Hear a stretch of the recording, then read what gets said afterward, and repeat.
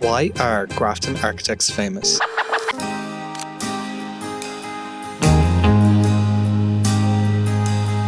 Is it their famous works, including the striking Università Bocconi in Milan, the gravity-defying UTEC Lima, or the award-winning Kingston University townhouse? Or is it their unique ability to blend monumental sculptural forms with human-scale intimacy? How did these two girls from rural Ireland go on to become the world-famous Architectural Pritzker Prize winners that we all know today? Grafton Architects was founded in 1978 in Dublin, Ireland by Yvonne Farrell, born in 1951, and Shelley McNamara, born in 1952.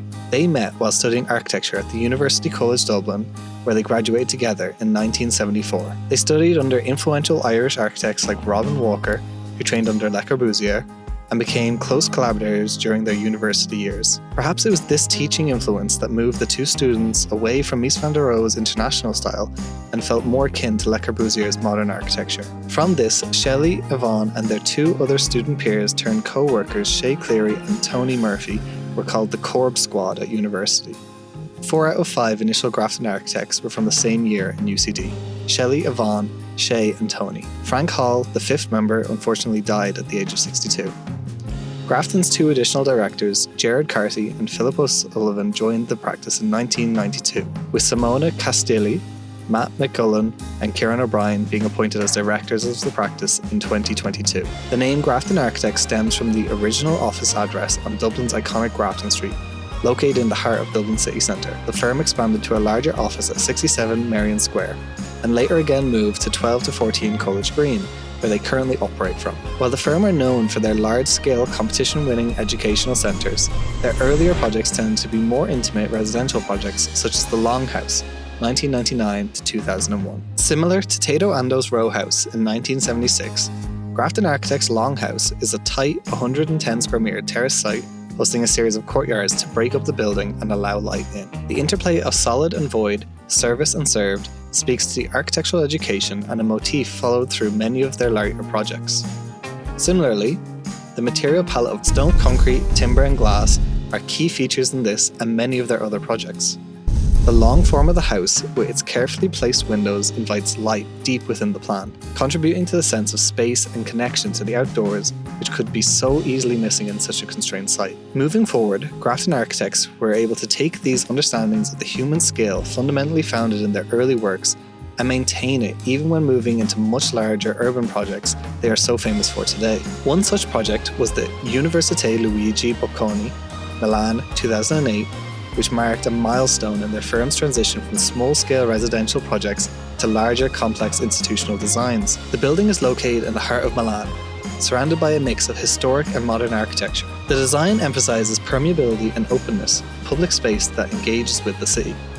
The large atrium and extensive use of glass creates a transparent and welcoming environment. From their site analysis, they determined that the appropriate entrance location was away from the busier, bigger street, hence allowing the entrance to become this delayed gratification as you progress down. Similar to their longhouse design, this project too involves a rectangular building with a series of interlocking volumes. Shifting these in scale creates a dynamic yet coherent form with central courtyard spaces. The design is both monumental and human-scaled, with a careful balance between expansive public space and more intimate private areas. The building uses a combination of stone, glass and steel, materials that convey solidity, transparency and lightness. The stone facades creates a sense of permanence, while the glass elements allow the interior to be flooded with natural light, enhancing the spatial experience for students and visitors.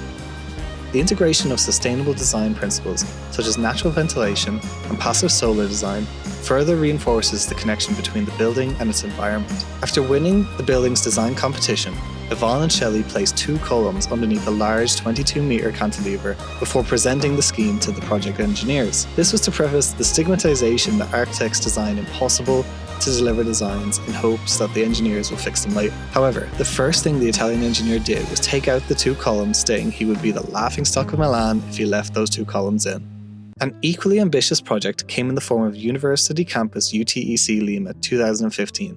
Located in the district of Oranco in Lima, Peru, the project won the first RIBA International Award, being heralded as the modern-day Machu Picchu, with its A-shaped stepped section compared to a traditional ziggurat. Their vertical campus approach for Lima's engineering university is in itself an engineering masterpiece, that is simultaneously aesthetic and practical, working at the micro and macro level, responding to individuals' needs while integrating into its context and environment.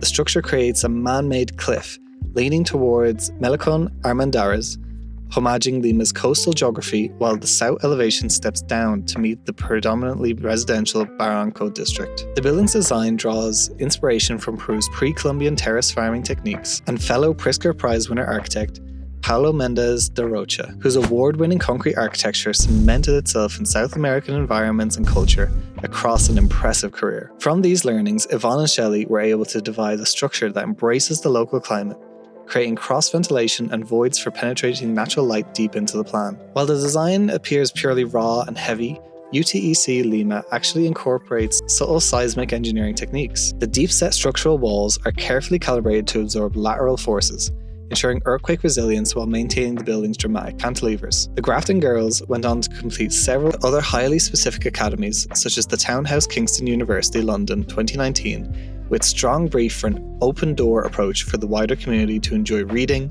dancing, lectures, exhibition, research, performances, and more. With roughly 50% of the brief's requirements being able to be housed in an open-plan manner, the scheme developed around an adaptable central performance space.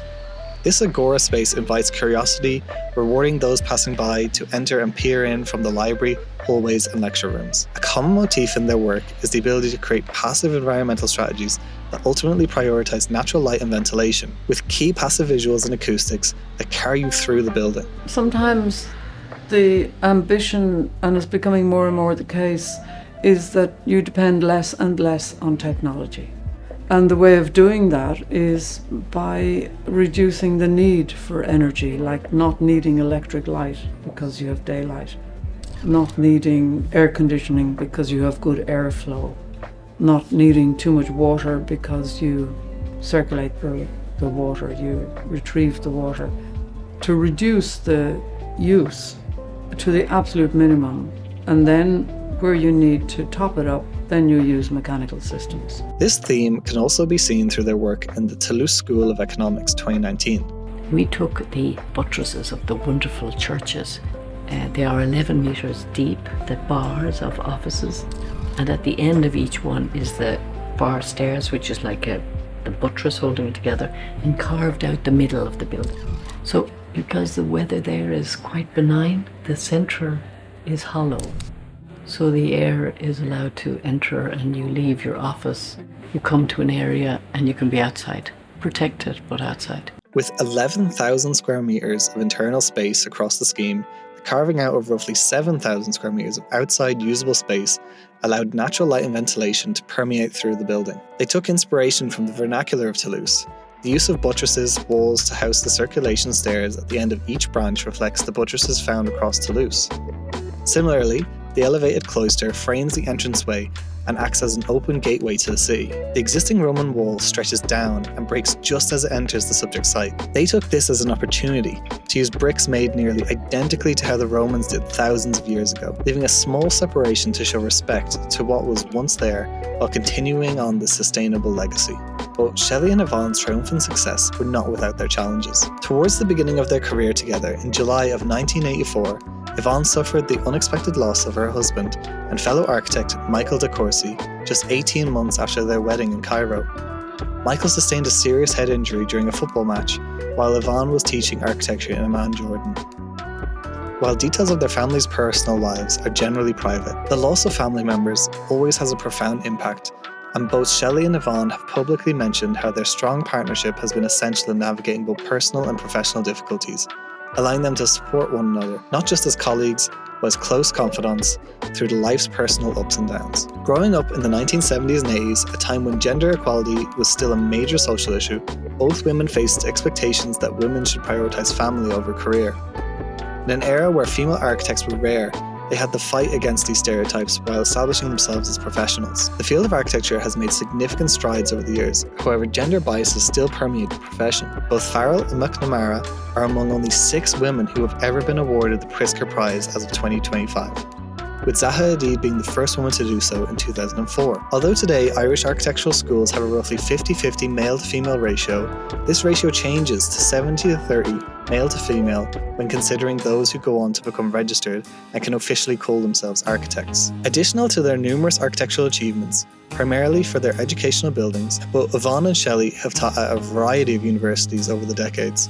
After graduating from University College Dublin in 1974, they returned to teach together just 2 years later in 1976. They continued to teach until 2002, where they were later appointed adjunct professors in 2015. They held the Kenzo Tang Chair at GSD Harvard in 2010 and the Louis Kahn Chair at Yale in the autumn of 2011. Currently they are professors at Accademia de Architettura Mendrisio, Switzerland. Both women have also had significant involvement with the Venice Biennale.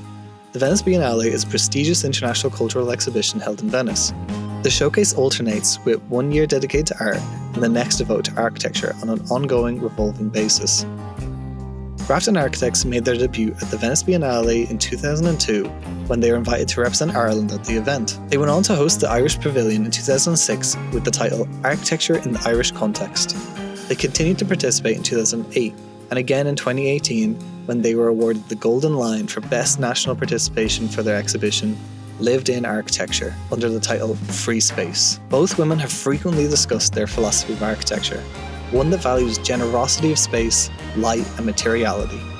They aim to create architecture that is human-centered, addressing the needs and experiences of those who use their buildings. Their approach to sustainability is to create buildings that will last hundreds, if not thousands of years like the Romans did, not tens of years before needing upgrading or rejuvenating. This is shown through their use of monumental materials that will last the test of time and provide spaces within that are adaptable to their occupants' needs. Their early personal and career challenges trying to prove themselves as professional women, not only in the male-dominated architectural industry, but also amongst the 1980s recession in Ireland, equipped these women to face the ever-challenging landscape of architecture and international stardom. Their early, smaller residential projects stand as an early testament to the architectural principles that would later define Grafton Architects on their larger, more complex designs. It highlights their attention to detail, materiality, and the creation of spaces that responds to both the environment and the need of the occupants. They continue today to be involved in the teaching and mentorship of young architects, ensuring that their ideas and beliefs are passed on. The girls' long-standing collaboration, spanning over 4 decades, is one of the rare inspirational examples of an architectural duo staying together from student days to becoming Pritzker Prize-winning architects.